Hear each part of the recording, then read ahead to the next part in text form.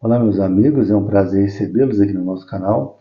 Hoje, para falarmos sobre o livro A Vida Feliz, do pensador romano Sêneca, uma das referências da filosofia estoica, que viveu no século I e que tem uma proposta de vida feliz baseado na tranquilidade do espírito e do hábito virtuoso. Porém, antes de continuarmos, eu gostaria de pedir aos colegas que, se ainda não são inscritos, que façam a gentileza de se inscreverem no nosso canal e de nos acompanharem aqui no YouTube. Lúcio Anael Sêneca nasceu em 4 a.C. na região da Andaluzia, hoje onde é Espanha, filho de uma família nobre. Logo cedo foi enviado para Roma para estudar oratória. Ele se consagrou na sua vida como orador, como advogado, como escritor, como filósofo. Ele teve um irmão com história bastante curiosa, né? Um irmão proeminente, que foi o Lúcio Galho, que foi governador de uma província romana e que teve contato com o apóstolo Paulo durante sua vida. Sêneca, ele ingressou na vida política, ele foi senador, um senador de referência. Ele chegou a ser exilado, mas depois retornou à vida pública. Foi preceptor de Nero, né? Inclusive conseguiu controlar a índole negativa do imperador romano, né? Acusado de incendiar Roma por algum período, mas acabou que no final da sua vida, depois que ele se afastou da vida pública e se dedicou, né, ao estudo da filosofia, aos seus escritos, né, sua produção intelectual, ele acabou sendo vítima de uma intriga e foi condenado a se suicidar por Nero, né, que disse que ele deveria abrir suas próprias veias. E como bom estoico, ele aceitou pacificamente essa sentença, né, e cometeu suicídio, deixando essa vida e passando para a eternidade. A Vida Feliz é um dos livros mais importantes, né, do seu pensamento, mas ele produziu vários escritos, né, peças teatrais também. Eu vou mostrar para vocês aqui a minha edição da Vida Feliz, que é uma edição de bolso bastante barata, deve custar em torno de R$10 em qualquer livraria ou banca de revista. É uma edição da editora Scala, né, segunda edição. Esses tem dados aqui de tradução. Essa segunda edição foi traduzida por Luiz Ferracini, e o texto específico, né, ele tem em torno de 40 páginas nessa diagramação aqui, uma diagramação bastante tranquila, né, de fácil leitura. Mas essa obra aqui também, essa edição, na verdade, ela tem vários prefácios e prólogos, né, dando referência sobre o pensamento de Sêneca e também sobre pensadores gregos, né, que antecederam Sêneca e que foram referência do pensamento estoico. Apesar de ser uma escola filosófica de origem helenística, né, que surgiu na Grécia com Zenão, que pregava próximo ao pórtico pintado, né, Estói, daí o nome estoico, né, Zenão que dava palestras públicas, né, reflexões públicas, que teve grande influência da escola cínica, né, que defendia o abandono completo dos bens materiais, mas o estoicismo ele seguiu seu próprio caminho, né, e se firmou como corrente de pensamento que buscava não lutar contra as leis universais da natureza, por exemplo, a morte, né, e a velhice, e tentar focar em transformar apenas aquilo que era possível de ser transformado, ou seja, os sentimentos, os hábitos e as paixões dentro dos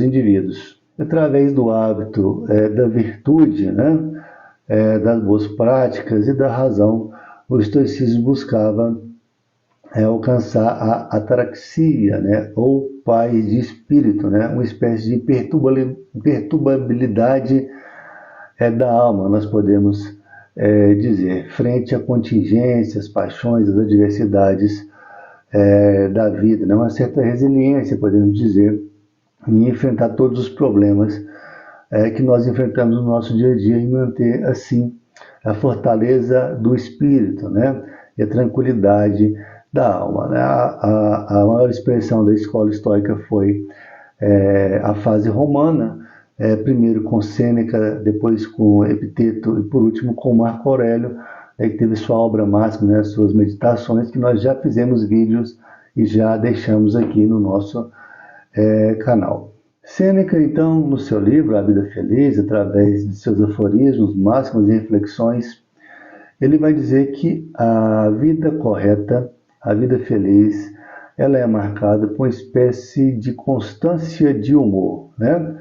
De estabilidade moral, de dignidade individual que garante a estabilidade do espírito frente à diversidade da vida, né? Sobre os golpes da contingência, nós podemos dizer isso. Então é importante definir que para Sêneca, felicidade é muito diferente de alegria, né? Porque a alegria é um sentimento efêmero, né?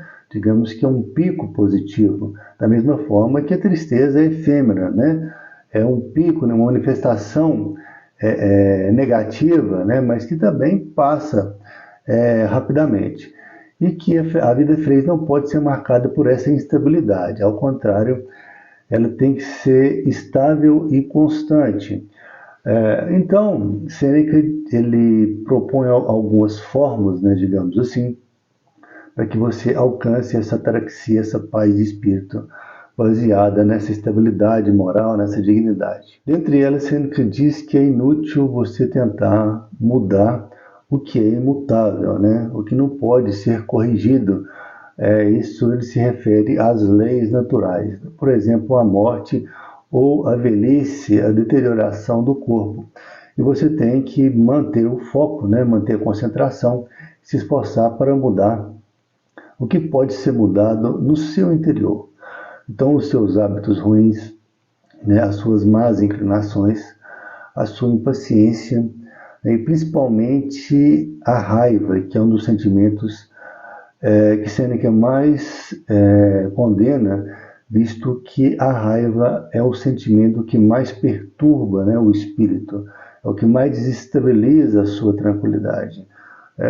Então, você não tem que se preocupar com o que os outros fazem em relação a você. Que na vida o mundo é imperfeito, normalmente todas as pessoas passam por isso, elas sofrem ataques, elas sofrem injustiças, elas sofrem pressões, e nós não podemos deixar que as pessoas que nos fazem isso, né, que na verdade que essas ações dessas pessoas nos perturbem, né, porque o erro não se encontra em você, se encontra nelas. Então você não tem que se preocupar em mudar os outros, você tem que apenas preocupar-se em mudar a si próprio. Então você deve fundamentalmente controlar a sua raiva, controlar os seus impulsos, né? Controlar os seus pensamentos negativos. Outro ponto importante é governar a sua vida com base na razão, não na base do exemplo. E o que Sêneca quer dizer com isso? É que, muito frequentemente, em razão das influências que nós sofremos do meio, principalmente dos grupos aos quais nós pertencemos e também das multidões, eles podem soar extremamente negativos. Raramente na história, eu acho que talvez nunca, as massas tiveram razão. Isso nós não queremos detratar os indivíduos comuns, mas que muitas vezes essas massas elas são movidas por impulsos, né, por pulsões, por comportamento de rebanho, né, e esse comportamento não representam muitas vezes, na maioria das vezes, ações positivas, né, e que nós então devemos pegar como referência a razão. E por quê? Porque a razão e o bom senso, elas efetivamente contribuem para o fortalecimento da moral e para o fortalecimento do espírito, porque mesmo que 1000 pessoas pratiquem uma tolice, né, ou acreditem numa tolice, não significa que essa tolice seja verdadeira, né, ou deva ser praticada. Sêneca também defende que é fundamental para a paz de espírito, né, para a estabilidade moral, o afastamento dos prazeres mesquinhos, né, para os prazeres luxuriosos, para os excessos, geralmente para aqueles prazeres que nós encontramos em tabernas e bordéis, né? Eles deprimem a virtude, né? Deprimem a moral, eles mancham a nossa imagem publicamente, né? E nos conduzem para uma vida de excesso que muitas vezes vai desembocar no vício, né? E uma vez que o vício se instala na sua vida, você não tem tempo para mais nada, né? Você é completamente governado pelos seus vícios. Eu vou fazer a leitura de alguns trechos do livro, né? Partes bastante curtas, porque na verdade o livro é uma composição de vários aforismos, né? E reflexões e máximas para os colegas perceberem aqui como que Sêneca estrutura todas essas ideias, essas proposições que ele considera positivas, né? Que ele considera como salutares para a construção de uma vida feliz. Então aqui vamos começar pela força dos exemplos alheios, causamos nossa própria ruína. A única saída é afastar-se da multidão e assim pôr-se a salvo. Hoje o povo se erige em defensor do seu próprio mal, entrando em conflito com o bom senso. Feliz, então, a vida fundamentada em juízo reto, certo, estável e imutável.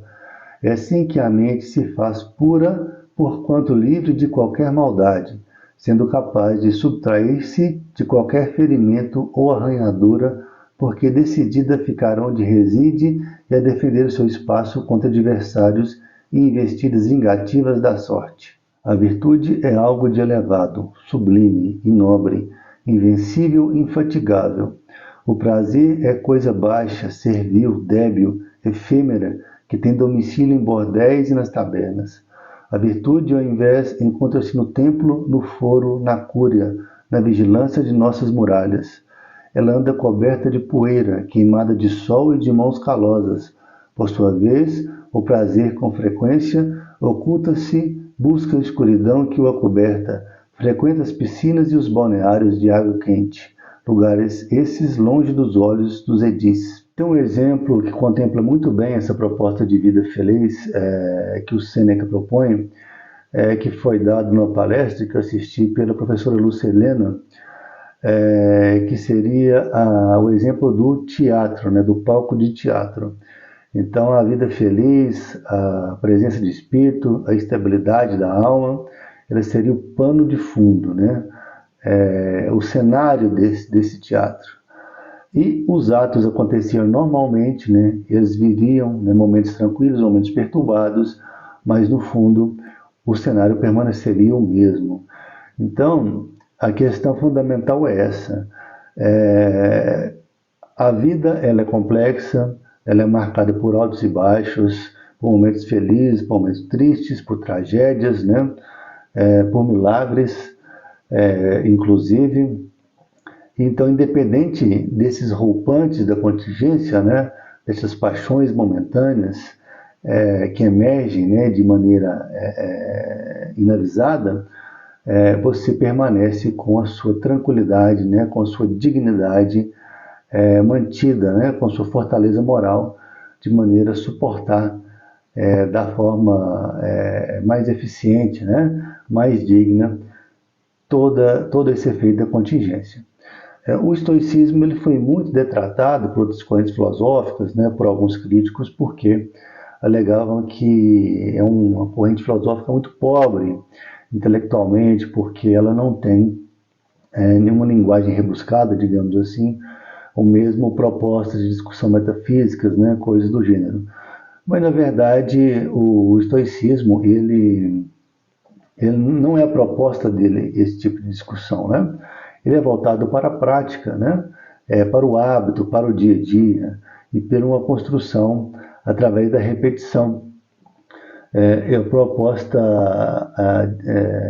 do estoicismo é a felicidade, né? Não é o intelectualismo, né, a vaidade intelectual, né, o acúmulo de títulos, titulações acadêmicas, coisas desse tipo, passa ao largo, né? Tem uma frase muito interessante, né, do imperador Marco Aurélio, que dizia que não perca tempo, né, em tentar mostrar ou demonstrar o que é a bondade, né, o que é ser um homem bom, apenas seja bom. Então a proposta estoica é uma proposta prática, né? O estoicismo que ele é muito requisitado em momentos de crise,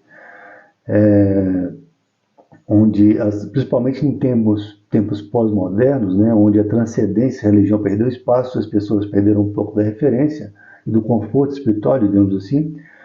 Posso dar um exemplo da pandemia de Covid, né, onde teve uma procura muito grande aos autores estoicos, né, muitos livros foram comprados, muitas discussões foram abertas, exatamente porque o estoicismo é uma forma de conforto, né, para esses momentos de crise.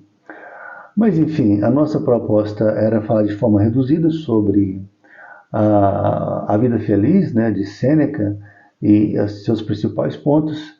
Esperamos que tenham gostado e caso tenham chegado até aqui e tenham, né, apreciado o conteúdo, não deixe de se inscrever no nosso canal e de curtir os nossos vídeos. Então, um grande abraço e até a próxima.